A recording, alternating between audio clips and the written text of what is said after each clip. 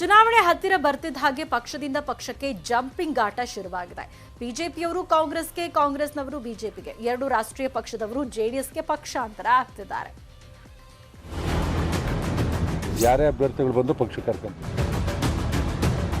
ಯಾವ BJP MLA ಕೂಡ ಯಾವ ಪಕ್ಷಕ್ಕೂ ಹೋಗೋದಿಲ್ಲ. ಹಾಸನದಲ್ಲಿ ಜೆಡಿಎಸ್ ಬಂಡಾಯ ಶಾಸಕ ಎಟಿ ರಾಮಸ್ವಾಮಿ ಕಾಂಗ್ರೆಸ್ ಸೇರ್ತಾರೆ ಅಂತ ಹೇಳಲಾಗ್ತಿತ್ತು. ಆದ್ರೀಗ ಎಟಿ ರಾಮಸ್ವಾಮಿ ಬಿಜೆಪಿ ಸೇರ್ಪಡೆ ಆಗ್ತಾರೆ ಅನ್ನೋ ಮಾತುಗಳು ಕೇಳಿ ಬರ್ತಿದೆ. ಇದಕ್ಕೆ ಪುಷ್ಟಿ ಕೊಟ್ಟಿದ್ದು ಸಚಿವ ಗೋಪಾಲಯ್ಯ ಹೇಳಿಕೆ. ಏನಾಗಬೇಕಾದ್ರೆ ನಮ್ದೊಂದು ರಾಷ್ಟ್ರೀಯ ಪಕ್ಷ, ಸಾಮಾನ್ಯ ಮುಖ್ಯಮಂತ್ರಿಗಳಿದ್ದಾರೆ, ಪಕ್ಷದ ಅಧ್ಯಕ್ಷರಿದ್ದಾರೆ, ಕೋರ್ ಕಮಿಟಿ ಇದೆ. ಆ ಕಾಲಕ್ಕೆ ಏನ್ ಬೇಕೋ ಸರಿಯಾದ ನಿರ್ಧಾರವನ್ನು ತಗೊಂತಾರೆ. ಪಕ್ಷ ಇಲ್ಲಿ ಗೆಲ್ತಕ್ಕಂಥ ವಿಚಾರದಲ್ಲಿ ಗೆಲ್ತಕ್ಕಂಥ ಸಮರ್ಥವಾದ ಯಾರೇ ಅಭ್ಯರ್ಥಿಗಳು ಬಂದು ಪಕ್ಷ ಕರ್ಕೊಂತಾರೆ. ಇನ್ನು ಹಾಲಿ ಬಿಜೆಪಿ ಶಾಸಕರು ಕಾಂಗ್ರೆಸ್ಗೆ ಬರ್ತಾರೆ ಅಂದಿದ್ರು ಡಿಕೆ ಶಿವಕುಮಾರ್. ಇದಕ್ಕೆ ಯಾದಗಿರಿಯಲ್ಲಿ ಮಾಜಿ ಸಚಿವ ಈಶ್ವರಪ್ಪ ರಿಯಾಕ್ಟ್ ಮಾಡಿದ್ದು ಹೀಗೆ.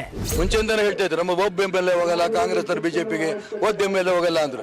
ಎಷ್ಟು ಜನ ಪಟ್ಟಿ ಕೊಡ್ಲಾ, ಎಷ್ಟು ಜನ ಬಂದ್ರು ಅಂತ ಗೊತ್ತಿಲ್ಲ ಅವ್ರಿಗೆ. ಅವ್ರು ಹೇಳದ್ ಮಾತ್ರ ಒಂದು, ಇಲ್ಲಿ ನಡೆಯೋದೇ ಬೇರೆ.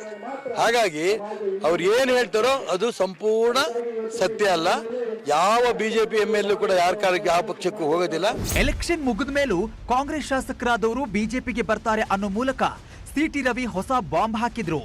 ಕಾಂಗ್ರೆಸ್ ಸರ್ಕಾರ ಅಧಿಕಾರಕ್ಕೆ ಬಂದ್ರು ಆಪರೇಷನ್ ಕಮಲ ಮಾಡಿ ಸರ್ಕಾರ ಬೆಳೆಸೋ ಸುಳಿವು ಕೊಟ್ರ ಸಿಟಿ ರವಿ ಅನ್ನೋದು ಈಗಿರೋ ಪ್ರಶ್ನೆ.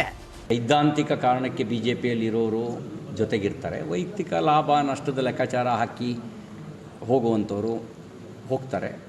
ನಾನು ಅವ್ರ ಬಗ್ಗೆ ಏನೂ ಕಾಮೆಂಟ್ಸ್ ಮಾಡೋಕ್ಕೆ ಬಯಸೋದಿಲ್ಲ. ನಾನು ಒಂದು ಮಾತನ್ನು ಹೇಳಲಿಕ್ಕೆ ಬಯಸ್ತೇನೆ, ಲಿಂಗಾಯತರೂ ಸೇರಿದಂತೆ ಎಲ್ಲ ಜನ ಅತಿ ಹೆಚ್ಚು ಬೆಂಬಲಿಸುವ ಪಾರ್ಟಿ ಬಿಜೆಪಿ.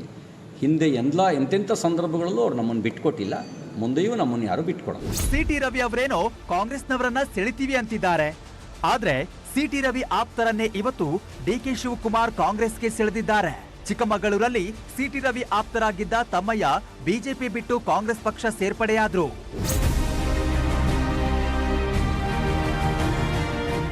ಚುನಾವಣೆ ಹತ್ತಿರ ಆಗ್ತಿದ್ದಂತೆ ಪಕ್ಷಾಂತರ ಪರ್ವನು ಜೋರಾಗ್ತಿದೆ.